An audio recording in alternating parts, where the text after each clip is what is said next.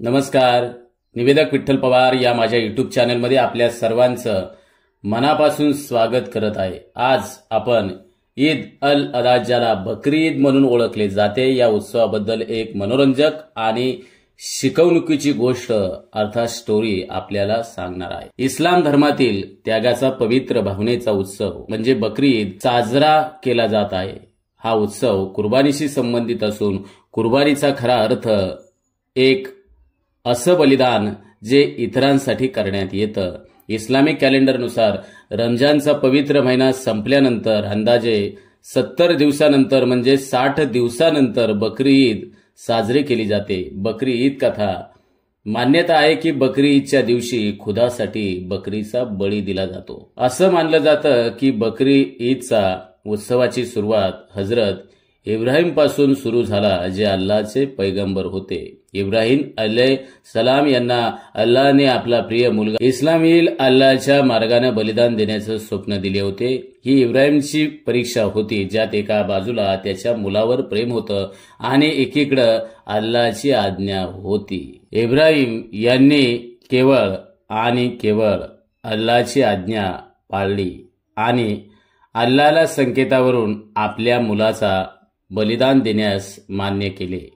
अल्लाह रहीम करीम आहे आणि त्यांना हृदयाची स्थिती आहे माहीत आहे. जसं की इब्राहिम आपल्या मुलाचा बळी देण्यास सुरुवात करतात.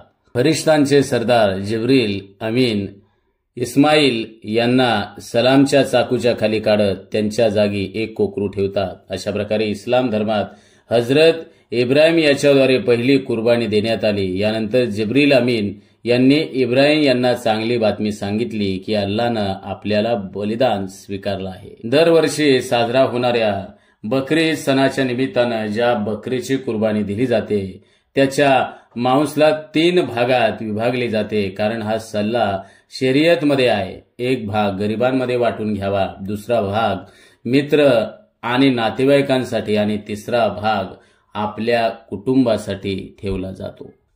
मग या कथेतून आपण काय शिकलो? अल्लाहची इच्छा सर्वोच्च आहे आणि आपण त्यांच्या आज्ञांचं पालन केलं पाहिजे. आपण आपल्या प्रिय गोष्टींचा बलिदान देण्यास तयार असले पाहिजे. विश्वास आणि आत्मसमर्पण हे अत्यंत महत्वाचे गुण आहेत.